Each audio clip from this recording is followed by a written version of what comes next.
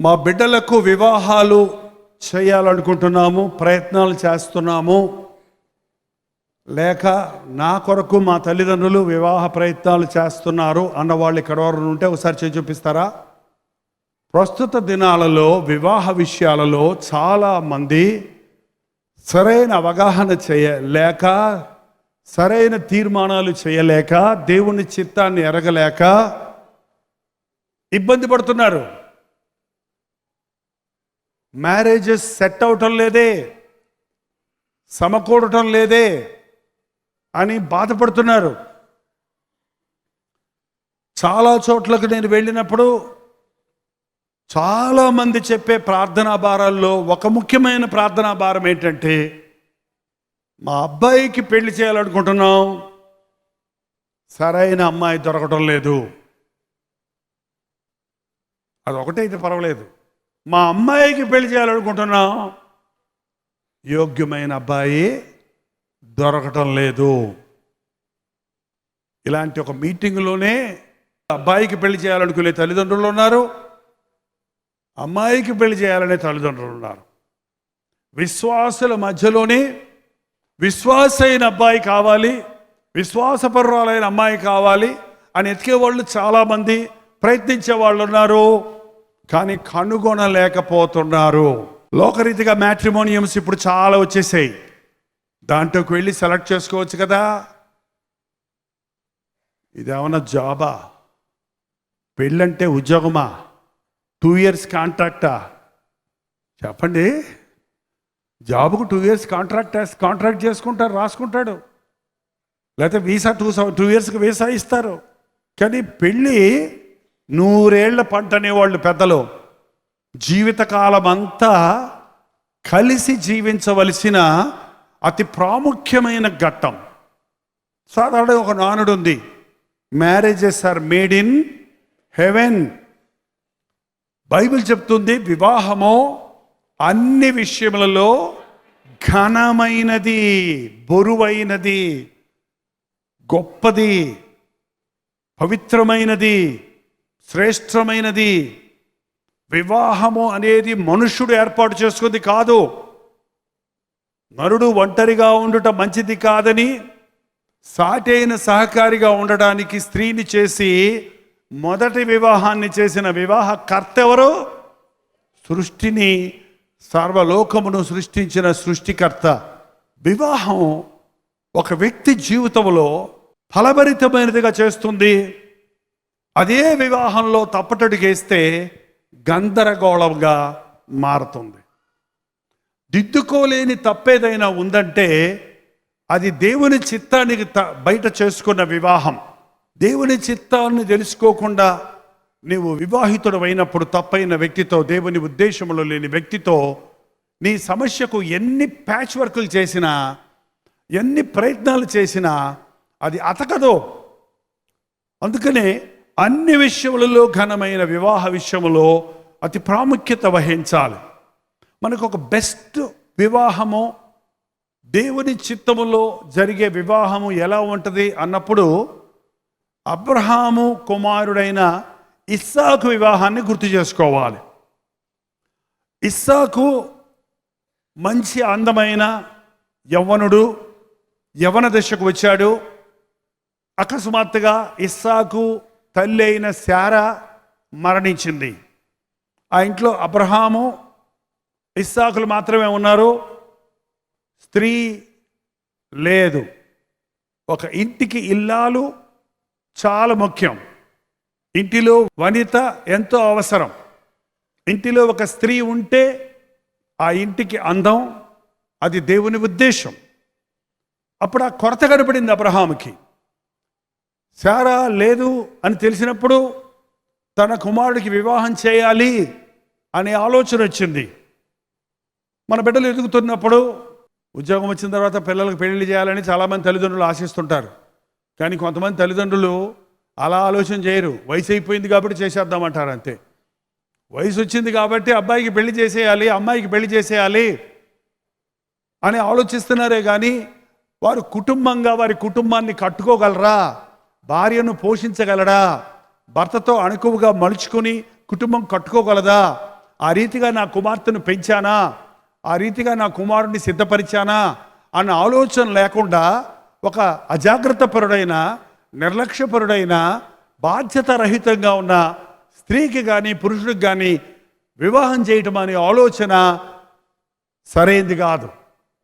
వారిని మరింత భారంలోనికి తోసివేయటమే తప్ప, నీవు మరిన్ని సమస్యల్లోనికి చిక్కుకోవటమే తప్ప, నీ బిడ్డను నీవు వివాహమునకు తగినట్టుగా పెంచకుండా వారికి వయసు వచ్చిందనో, మరేదో కలిసి వచ్చిందనో, మరేదో కారణం పెట్టుకొని పెళ్లి చేయటం అనేది దేవుని ఉద్దేశం కాదు.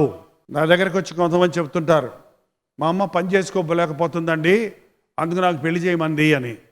అంటే ఎందుకయ్యా అంటే, అదేనండి మా అమ్మకి వంట వండటం చేయలేకపోతుంది, అందుకని మా ఇంట్లో వంట వండటానికి నన్ను పెళ్లి చేసుకోమన్నారు. ఈ రోజుల్లో వచ్చే అమ్మాయిలు వంట వండుతారా? అత్తగారి పిండి పెడతారా? అది కూడా కొడుక్కి కోడలకు కూడా వండాల్సి వస్తుందా ఆమె పాపం? ఏంటంటే పని మనిషిగా పెళ్లి చేద్దామని అనుకోకండి, అది పరిష్కారం కాదు. వంట వండి పెడతానికో, ఇంటిలో పనులు చేయటానికో, ఒక ఇంటికి కుమార్తె ఒక కోడలను తెచ్చుకోవాలనుకునే ఆలోచన తప్పైన ఆలోచన. కొంతమంది అంటుంటారు, మా వాడు మరి అదుపు ఆజ్ఞ లేకుండా తిరుగుతున్నాడండి, వీడికి మెళ్ళో గుదిబండి కట్టేయాలి అన్నాడు ఒక ఆయన. మెళ్ళో గుదిబండి కట్టేయటం ఏంటండి అన్నాను. అదేనండి పెళ్లి చేసేయాలనుకుంటున్నాం అంటే, ఎద్దులు చూడండి బయట తిరుగుతుంటే మెళ్ళో ఒక కర్ర కడతారు, అది పరిగెత్తిందనుకో కాళ్ళకు అడ్డం పడి డబడబ కొట్టుకుంటే ఎలాగ పరిగెత్తలేరు కదా అని. అట్లాగా పరుగులు తీయకుండా ఉండటానికి పెళ్లి చేద్దాం అనుకుంటారు. ఒక అతను మార్మన్స్ మంది సాక్ష్యం చెప్తున్నాడు, నాకు పెళ్లి కాకముందు పరస్త్రీల వెంట వెళ్ళమంటే, పాపం చేయాలంటే భయం వేసేది, పెళ్ళైన తర్వాత నాకు ఇంకా సులభమైపోయింది, పెళ్ళైనోడు కదా అని ఎవడు నన్ను పడుచుకునేవాడు కాదు, నేను వెచ్చలబడిగా తిరగడం మొదలెట్టాను అన్నాడు. ఏంటండి, శరీరేచ్ఛలు అణచటానికో లేకపోతే తిరుగుడు మానపటానికో కాదు పెళ్ళి.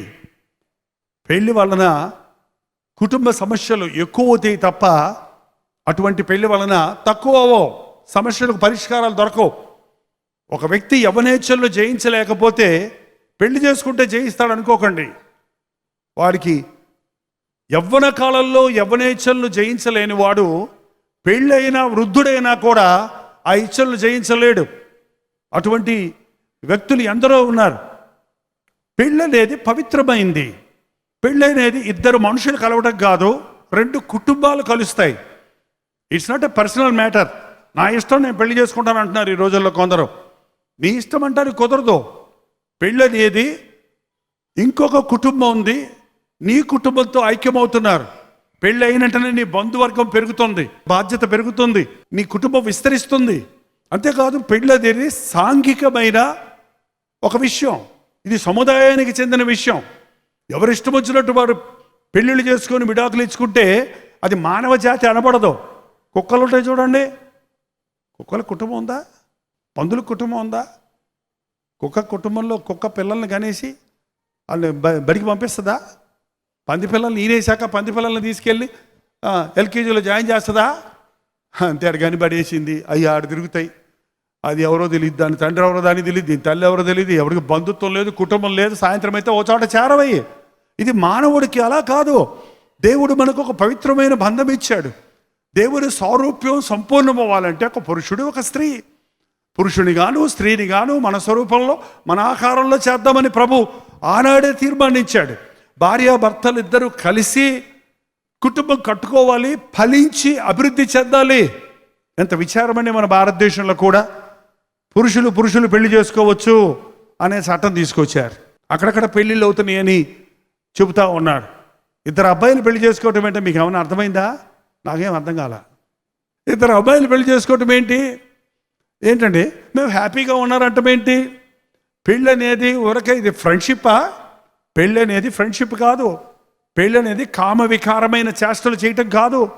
పెళ్ళి అనేది ఒక పవిత్రమైన బంధం. సెక్స్ అనేది ఒక పవిత్రమైన బంధం. అది వివాహితుల మధ్య ఉండవలసిన ఒక గుప్తమైన విషయం. దాన్ని వాళ్ళ బహిరంగం చేసి వరుస వాయువులు తప్పి బ్రతకడం మూలాన కమ్యూనిటీలో ఎంత అనర్థాలు చూస్తూ ఉన్నాం. వ్యభిచరించకూడదు. 10 ఆజ్ఞల్లో ఒక ఆజ్ఞ.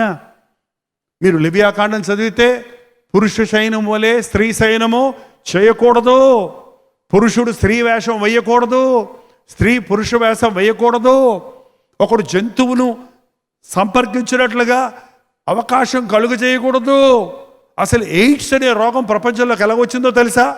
ఎక్కడికో ఆఫ్రికా అరణ్యాల్లో ఒక అనాగరికుడు ఒక కోతితో సంపర్కం చేస్తే అది అట్టటట్టట ఆ క్రిములు అవి విస్తరించి అవి వెస్టర్న్ కంట్రీస్కి వెళ్ళి ఈస్టర్న్ కంట్రీస్కి వచ్చి మన పల్లెటూరులోకి వెళ్తే కూడా మన ఊర్లో నేను వెళ్తే చెప్పారు, మా ఊర్లో ఉన్నోళ్ళకి 70% వాళ్ళకి ఎయిడ్స్ రోగం ఉందండి.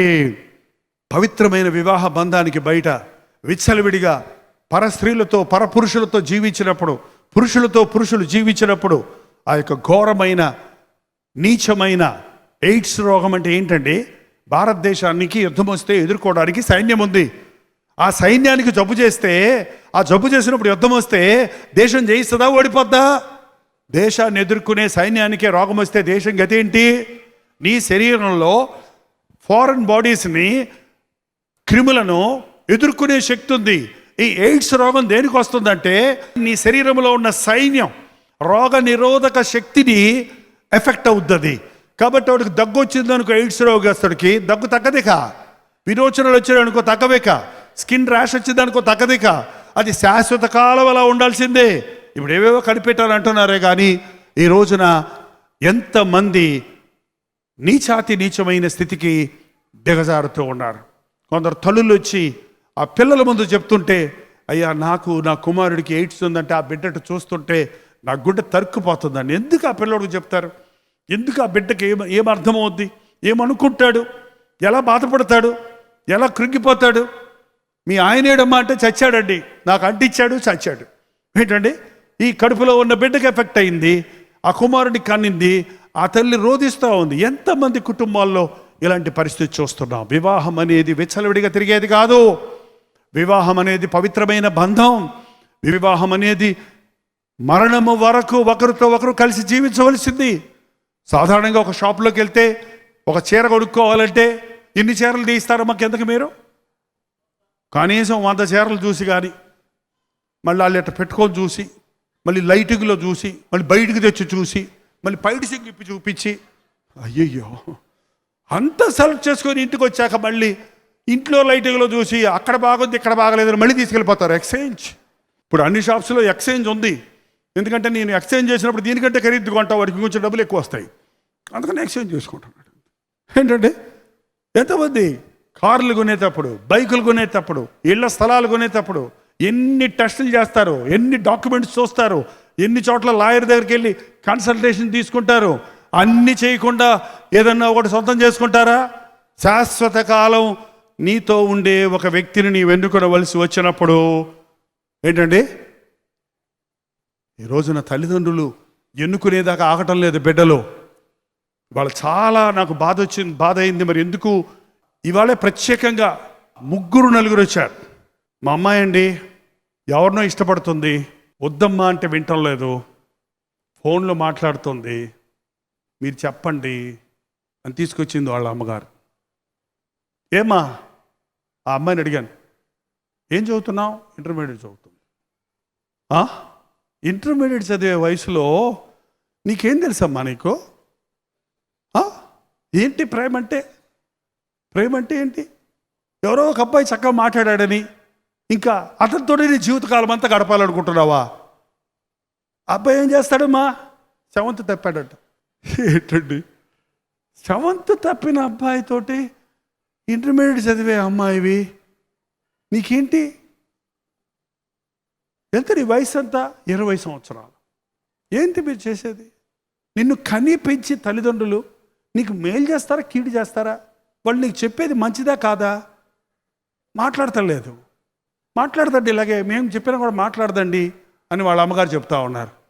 నేను ఒకటే అడిగాను అమ్మాయిని, అమ్మ నువ్వు చేసేది తప్పని నీ మనస్సాక్షి గద్దిస్తుందా లేదా అని అడిగానండి. నేను చేసేది తప్పని నాకు తెలుసు. అలాంటి వాళ్ళని అందుకనే బలవంతంగా మనం పెళ్ళిళ్ళు చేయనూకూడదు, బలవంతంగా ఒక వ్యక్తి మనస్సును మనం మార్చటము కుదరదు. అందుకని అలాంటి వారు దేవుని వాక్యపు వెలుగులోనికి వస్తే, దేవుని సన్నిధిలోనికి వస్తే, నేను ఐ డెంట్ ఫైనలైజ్ ఎనీథింగ్, మీరు ఏదో చెయ్యండి అది చెప్పలేదు, నేను ఒకటే చెప్పాను, అమ్మా ఇంక మీదట ఫస్ట్ థింగ్ ఆ సహవాసం కట్ చేయి, ఆ వ్యక్తిని అవాయిడ్ చేయి. 2 ప్రార్థన చేసుకో. 3 వాక్యం కూర్చొని విను, మళ్ళీ విను. వాక్యం వింటుండగా నీకు విడుదల దొరుకుతుంది. ఆయన తన వాక్కును పంపి వారిని స్వస్థపరచను. దేవుని వాక్యం మన మనోనేత్రాలు తెరుస్తుంది, మనకు అవగాహన అవుతుంది. చాలామంది యవనస్తులకి ఇవాళ కౌన్సిలింగ్ కావాలి. వాళ్ళకు కనీసం 10-15 మంది కౌన్సిలింగ్ ఇచ్చాను. కౌన్సిలింగ్ అంటే వాళ్ళ బాధ తెలుసుకొని దాన్ని వివరించి దీన్ని ఎలా ఉండు అలా ఉండని వాళ్ళకి సలహాలు ఇచ్చాను, వాళ్ళకి చిన్న సందేశం ఇచ్చాను, చాలా ఉదాహరణలు ఇచ్చాను. ఏంటంటే ఈ రోజున యవ్వనస్తులు దూకుతున్నారంటే పెళ్ళని ఈ కాలేజీలకు వెళ్ళటం వలన, ఈ సినిమాలు చూడటం వలన, ఈ సినిమాల పెళ్ళికి నిజమైన పెళ్ళికి చాలా తేడా ఉంటుందండి. విచిత్రం ఏంటంటే సినిమాల్లో కూడా తల్లిదండ్రుల్ని విలన్లా చూపిస్తారనుకుంటా. అవునా అమ్మా? ఎవరైనా అంటే మేము సినిమా చూస్తున్నారు అనుకుంటారేమోనని మేలకుండా ఉంటారు కదా. ఏమో, నా చిన్నప్పుడు సినిమాలు చూసినప్పటి నుంచి మనుషులు మారినా, యాక్టర్స్ మారినా, కలర్ ఫిల్మ్స్ వచ్చినా, డ్యాన్సులు మారినా, టైటిల్స్ మారినా, సారం ఏంటంటే ఒకటే ఉంటుందండి. ఆ పెళ్ళి సంబంధం లేనటువంటి సినిమా కథ నేను ఉన్నట్టు నాకు తెలియదు ఇంతవరకు. ఒక అబ్బాయి అమ్మాయి ఉండాలి, ఆ నాన్నో వీళ్ళ నాన్నో ఎవడో ఒకడు వద్దనాడి, ఎవడో ఒకడు విలన్ ఉండాలి, వాడు డిస్కు అంటే 30 మంది సావాలి. ఇదే కథలు తీసుకొని రంగులుగా మార్చి ఎఫెక్ట్స్ వేసి గరగర చేస్తుంటే దానికి డబ్బులు కట్టి గురుగురు చూస్తున్నారు మనుషులు పోయి. ఎంతసేపు చూసినా కథ కంచికి మనం ఇంటికే, ఇంకేమీ లేదు. అక్కడ నేర్చుకునేది ఏముండదు, ఏంటంటే ప్రాక్టికల్గా అనుభవించేది ఏముండదు. సినిమాలకు వెళ్తున్నారు యవనస్తులు, సినిమా పాటలు వింటున్నారు, అదే ప్రేమ అనుకుంటున్నారు. అక్కడే పడుతున్నారు. మీరు తప్పు చేస్తున్నారు. అందుకే దేవుని బిడ్డలు దుష్ట సాంగత్యం చేయకండి, అవిశ్వాసులతో విజ్జోడుగా ఉండకండి, దుష్టుల ఆలోచన చెప్పున నడవకండి, పాపులు కూర్చుండే సినిమా హాల్లో కూర్చోకండి. లేదండి మేము సినిమాలు మానేసి ఎన్నో రోజులు అయిపోయింది. సినిమా హాల్లోకి వెళ్ళి, సినిమా హాలే మా ఇంటికి వచ్చేసింది. ప్రతి ఇంట్లో ఒక హోమ్ థియేటర్ అంటే అక్కడ ఉండేది ఇంతకుముందు. ఇప్పుడు ఎక్కడికి వచ్చింది థియేటరు? హోమ్లోకి వచ్చేసింది. నాకు మొన్నటిదాకా తెలియదు, ఇప్పుడే ఎవరో నేర్పించారు. మన యూట్యూబ్లో ఉన్న మెసేజ్లు కూడా టీవీలో చూసుకోవచ్చట. ఇప్పుడు లేటెస్ట్ టీవీలోకి వచ్చింది. అక్కడ నొక్కితే ఇందులో ఉన్నది అందులోకి వస్తుంది. అంటే ఇందులో ఉన్న సినిమాలు కూడా అందులో ఇంట్లోనే చూసుకోవచ్చు అన్నమాట. జియోలోనో ఎందులోనో ఫ్రీగా ఇస్తున్నారు కదా సినిమాలు, ఎన్ని చూసుకోవచ్చు అంట. ఏంటంటే చాలా చీప్గా వచ్చేస్తున్నాయి. చీప్గా వచ్చిందని ఓలు తక్కువని గుడిదాన్ని పెళ్లి చేసుకుంటే 160 ఆమెల కొండలు బాలగొట్టిందంట. పూర్వం సాగుతుంది ఏంటంటే ఓలు తక్కువని గుడ్డుదాన్ని. అంటే ఆ రోజుల్లో ఎదురుకట్ల మించి పెళ్లి చేసుకునేవాళ్ళు. ఏమో రేపు పొద్దున మన దేశానికి అది వచ్చినా వస్తుంది. అమ్మాయిల జనరేషన్, అమ్మాయిలు వద్దొద్దు అంటున్నారు కదా అందరూ. అమ్మాయిలు తగ్గిపోయి అబ్బాయిలు ఎక్కువయ్యారనుకోండి, కట్నాలు ఎదురు కట్నాలు ఇవ్వాల్సిందే. 10 మంది అబ్బాయిలకు ఒక అమ్మాయి ఉందనుకో, ఏం చేస్తారు మరిహా? ఏంటండి అలా ఓళ్ళు తక్కువ కట్నం ఇవ్వాలని చెప్పి చేసుకున్నాడంటే, చేసుకుంటే రోజు కుండలు బాగా కొడుతుంది ఆమె. మొత్తానికి లాస్ వచ్చింది. పిచ్చి ఆలోచనలు, తప్పుడు క్యాలిక్యులేషన్స్ చేసుకుంటూ దొంగ ప్రేమను, శరీర ఇచ్ఛలను ప్రేమ అనుకొని తప్పటడుగేస్తున్నారు. జాగ్రత్త యవ్వన బిడ్డలారా, జాగ్రత్త. పెళ్ళి విషయం మీది కాదు. పెళ్ళి నిర్ణయం చేయవలసింది మీరు కాదు. నా పెళ్లి విషయం మా అమ్మ నాన్న నిర్ణయిస్తారు అనేది నీ గుండెల్లో ముద్ర వేసేసుకో. ఎవరన్నా వచ్చి ఐ లవ్ యూ అంటే ఓహో మా నాన్నకు చెప్పపో అని చెప్పావు. ఏంటంటే మా అమ్మకు చెప్పు. నువ్వు చెప్పేదేదో నాకు అర్థం కావటం లేదు భాష. నా పెళ్లి విషయం నా చేతుల్లో లేదు. నన్ను కని పెంచి పెద్ద చేసిన తల్లిదండ్రుల దగ్గర చెప్పు. ధైర్యం ఉంటే వెళ్ళి అమ్మ నాన్న దగ్గర అడుగుతాడు. అవసరమైతే చెప్పు దెబ్బలు తిని నిన్ను చేసుకుంటాడు పోనీ. అంతేగాని మా అమ్మ వస్తుంది, మా నాన్న వస్తున్నాడు, అన్నది దొంగ ప్రేమ కాదా? ఏంటండి, ఎవరు చూడకుండా మీ ఇద్దరే మాట్లాడుకుంటూ దుప్పటి ముసుకేసుకొని సెల్లులో చెవులో పెట్టుకొని మాట్లాడుకుంటారంట. ఏంటే అంటే అబ్బాయి ఏం లేదమ్మా, దోమలు కొడుతున్నాయి. ఏ దోమ దూరింది నీ చెవులోకి? ఆ ఇంట్లో దోమ ఈ ఇంట్లోకి ఎందుకు వచ్చింది? ఏంటండి, సగానికి సగం పాపాలకు మూలం ఈ సెల్ ఫోనేనండి. వాళ్ళ సగానికి సగం పాపాలకి మూలం ఆ సెల్ ఫోన్. మీరు కంట్రోల్ చేయలేకపోతే కుప్పతొట్ల పడి, అయ్యో ఇప్పుడే 70,000 పెట్టుకున్నానండి, కుప్పతొట్లు ఎలా పడేయను? సరే, ఆ సెల్ ఫోన్ నువ్వు కలిసి నరకంలో పడు. 70,000 ముఖ్యమా, నరకం తప్పించుకోవటం ముఖ్యమా? నీ సెల్ నువ్వు కంట్రోల్ చేయలేకపోతే, మొన్న ఒక అమ్మాయిని అలాగే తీసుకొచ్చింది. ఈ అమ్మాయి 24 గంటలు సెల్ ఫోన్ తిరిగి కూర్చుంటుందండి. లాకేసి పెట్టుకుందండి, ఎవరితో మాట్లాడుతుందో చూద్దామంటే వాళ్ళ అమ్మ వచ్చి చెప్తుంది. ఏంటండి, ఆ లాక్ తీయమనండి పాస్టర్ గారు. నీకెందుకమ్మా లాక్ తీయటం, పనికి మళ్ళీ గబ్బు ఉంటుంది, మళ్ళీ ఎందుకు, మనకెందుకు అది? ఏమ్మా తప్పు కదా, ఎందుకు అలా సెల్ ఫోన్లో మాట్లాడుతున్నావు? ఎవరా అబ్బాయి? తప్పు కదా, ఇచ్చేయి ఆ సెల్ ఫోన్ ఇచ్చేసి నాకు ఇచ్చేయి అన్నాను. ఇచ్చేసింది. నేను చూడమ్మా, నీ ఏం చూడను, 3 రోజులు వెళ్ళి ఉపవాసం ఉండి ప్రార్థన చేసుకో. ఆదివారం నాడు శుక్రవారం ఇచ్చింది, ఆదివారం వచ్చి నీ సెల్ నువ్వు తీసుకుపో. కానీ ఒక మాట, నువ్వు వెళ్ళిన వెంటనే నీ సెల్ని రీసెట్ చేయి, మొత్తం ఎరాస్ చేసేయి, ఒక కొత్త జీవితం ప్రారంభించు అని పోయిన వారం చెప్పాను. ఈ వారం మళ్ళీ రావాలి, మరి చూద్దాం ఏమేమో వద్దో. కొందరికి ట్రీట్మెంట్ చేసినట్టు కంటిన్యూటీ ఉండాలి. ఏంటంటే వాళ్ళని వెంటాడుతూ ఉంటే, ఎందుకంటే సాతానుగాడు వెంటాడుతూనే ఉంటాడు మనిషిని.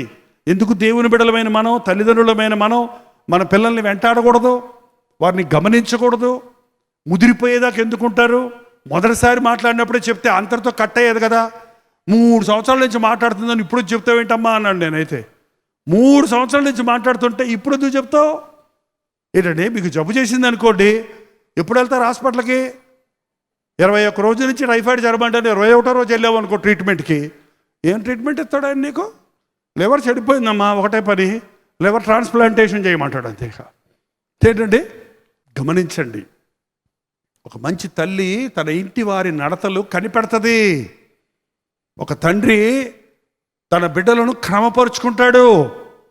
వివాహం విషయం వచ్చేటప్పటికి నీవు చెప్పిన మాట వినాలనుకుంటున్నావు, కానీ అంతవరకు వాళ్ళని పట్టించుకోలేదు. కాబట్టి నువ్వు చెప్పిన మ్యాచ్ని, నువ్వు చూపించిన వ్యక్తిని, నువ్వు చూపించిన వివాహాన్ని వద్దంటున్నారు. వారి జీవితాలను పాడు చేసుకుంటున్నారు. అబ్రహాము వివాహం చేయాల్సి వచ్చినప్పుడు కుమారుడికి తను వెళ్ళలేదండి. ఎవరిని పంపించాడు తెలుసా? తన ప్రధాన సేవకుడిని పంపించాడు. ఆ ఎలియాజరు ప్రార్థనాపరుడు నా కుమారుడికి వివాహానికి వ్యక్తిని తీసుకురావాలని ప్రార్థనాపరుడికి అప్పచెప్పారు. పెళ్ళిళ్ళ పేరయ్య కాదు, మ్యాట్రిమోనీ వాళ్ళకి కాదు. దేవుని మందిరంలో దేవుని సేవకులకి చెప్పండి, దేవుని సన్నిధిలో మీరు ఈ విషయం పెట్టి ప్రార్థించండి. ఇల్లు కట్టుకోవాలన్నప్పుడు ఎలా పడి ప్రార్థన చేస్తారో, ఉద్యోగం కావాలన్నప్పుడు ఎలాగ దేవుణ్ణి వేడుకుంటారో, మరణాపాయంలో ఉన్నప్పుడు ఒక బిడ్డ కోసం యాక్సిడెంట్ అయినప్పుడు అయ్యా కాపాడయ్యా రోధిస్తారో, పెళ్లి విషయం వచ్చేటప్పటికి అంతకంటే సీరియస్గా తీసుకోండి. ఆ విషయాన్ని అంతకంటే ఎక్కువ దేవుని సన్నిధిలో మొరపెట్టండి. లేచి నిలబడి ప్రార్థన చేసుకుందాం. యవ్వన బిడ్డలారా, ప్రేమంటూ, ఇష్టమంటూ, లవ్ అంటూ అబ్బాయిలతో అమ్మాయిలతో అనవసరమైన మాటలు పెట్టుకుంటుంటే ఈరోజు మనస్సు మార్చుకో.